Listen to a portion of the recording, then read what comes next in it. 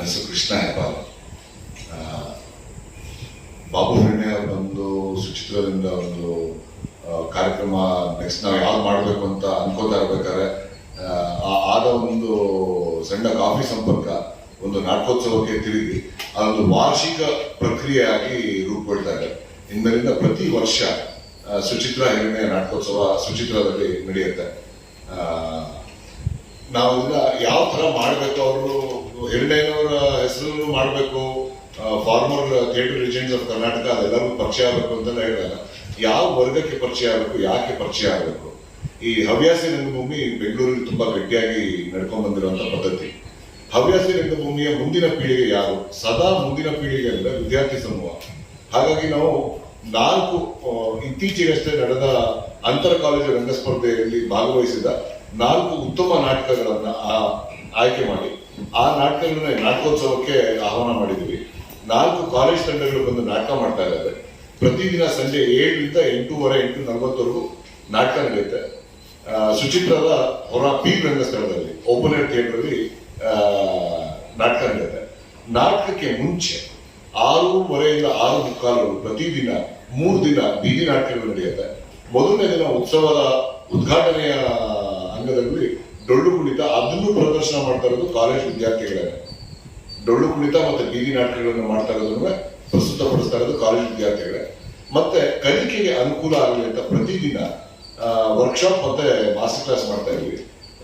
2 ದಿನದ 2 ವರ್ಕ್ಶಾಪ್. ಮೊದಲನೇ ವರ್ಕ್ಶಾಪ್ ಒಂದು on the beat shaping thoughts and action, ಅಂದ್ರೆ ಮಾನಸಿಕ ಸಿದ್ಧತೆ, ಒಬ್ಬ ನಟನಿಗೆ ಬೇಕಾದ ಮಾನಸಿಕ ಸಿದ್ಧತೆ ಮತ್ತು ಶಾರೀರಿಕ ಸಿದ್ಧತೆ ಬಗ್ಗೆ 2 ದಿನದ ಒಂದು ವರ್ಕ್ಶಾಪ್ ಕಾರ್ಯಾಗಾರ ನಡೀತಾ ಇದೆ.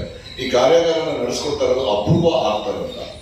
ಅಪೂರ್ವ ಆರ್ಥರ್ ಆದಿಶಕ್ತಿ ಅಂತ ಪಾಂಡಿಚೇರಿನಲ್ಲಿ ಒಂದು ರಂಗಕೇಂದ್ರ ಇದೆ. ತುಂಬಾ ಚೆನ್ನಾಗಿ ಅಲ್ಲಿ ನಾಟಕಗಳ ಸಿದ್ಧತೆಗಳು ಹೆಂಗಾಗಬೇಕು, ನಟರ ಸಿದ್ಧತೆ ಹೆಂಗಾಗಬೇಕು ಅಂತ ಹೇಳ್ಕೊಟ್ಟು ಭಾರತದ ಕೆಲವು ಅತಿ ಪ್ರಮುಖ ನಟರನ್ನ ಅಲ್ಲಿಂದ ರೂಪುಗೊಳಿಸಿದ್ದಾರೆ.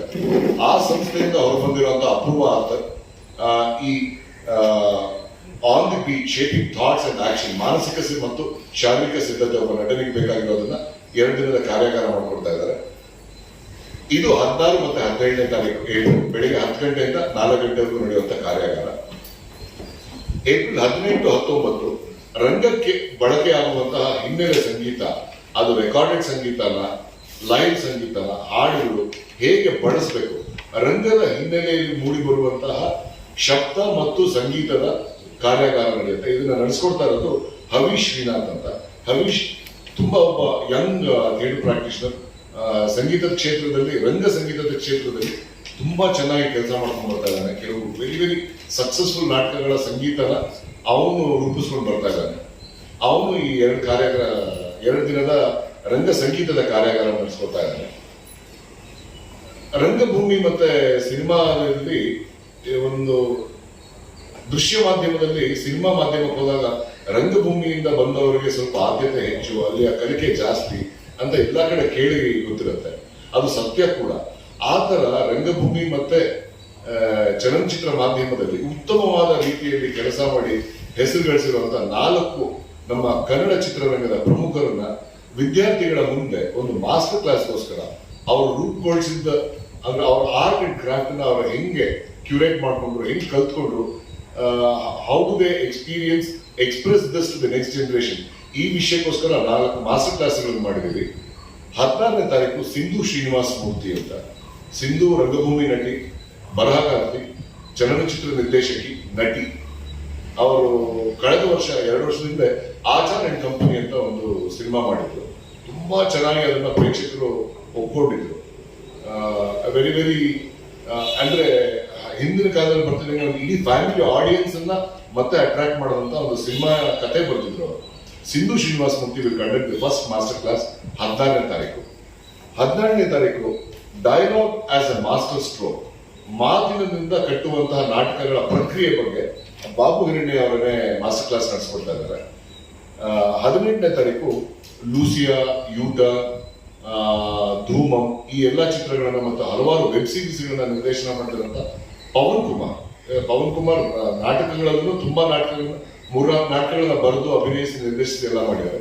So Pavan Kumar will handle a masterclass from an intimate performance to powerful frames ಅನ್ನೋ ಸಬ್ಜೆಕ್ಟ್ ಬಗ್ಗೆ ಅವ್ರು ಮಾತಾಡ್ತಾರೆ.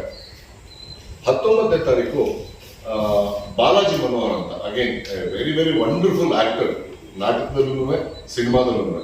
ಬಾಲಾಜಿ ಮನೋಹರ್ ಅವರು exploring and performing the subtext ಈ ವಿಷಯದ ಬಗ್ಗೆ ಒಂದು ಮಾಸ್ಟರ್ ಕ್ಲಾಸ್ ಮಾಡ್ತಾ ಇದ್ದಾರೆ. ಸೊ ನಾವು ಸುಚಿತ್ರ ಅಂಗಳದಲ್ಲಿ ಬೆಳಿಗ್ಗೆ 10 ಗಂಟೆಯಿಂದ ಸಂಜೆ 8:30ವರೆಗೂ ನಿರಂತರವಾಗಿ 4 ದಿನಗಳಲ್ಲಿ ಕಾರ್ಯಕ್ರಮಗಳನ್ನು ಹಮ್ಮಿಕೊಂಡು ಬರ್ತಾ ಇದ್ದೀವಿ. ಈ ಎಲ್ಲ ಕಾರ್ಯಕ್ರಮಗಳನ್ನ ತಮ್ಮ ತಮ್ಮ ಮಾಧ್ಯಮಗಳಲ್ಲಿ ಪ್ರಕಟಿಸಿ ಪ್ರದರ್ಶಿಸಿ ಇದಕ್ಕೆ ಪ್ರೇಕ್ಷಕರು ಬರೋಂಗೆ ಅನುವು ಮಾಡಿಕೊಡ್ಬೇಕು. ನಿಮ್ಮ ಬೇರೆ ಎಲ್ಲ ಒತ್ತಡಗಳ ಮಧ್ಯೆ ರಂಗಕ್ರಿಯೆಗಳಿಗೂ ಸ್ವಲ್ಪ ನಿಮ್ಮ ಮಾಧ್ಯಮಗಳಲ್ಲಿ ಸ್ಥಳ ಇರಲಿ, ಅದ್ರ ಬಗ್ಗೆ ಪ್ರಚಾರ ಬರಲಿ. ನೀವು ಎಲ್ಲರೂ ಬಂದು ಪಾರ್ಟಿಸಿಪೇಟ್ ಮಾಡಿ. ನಾಟಕೋತ್ಸವ ಹೇಗೆ ನಡೆಯುತ್ತೆ ಅದರ ಅನುಭವ ನೀವು ಪಡೀರಿ ಅಂತ ಹೇಳಿ ನನ್ನ ಮಾತು.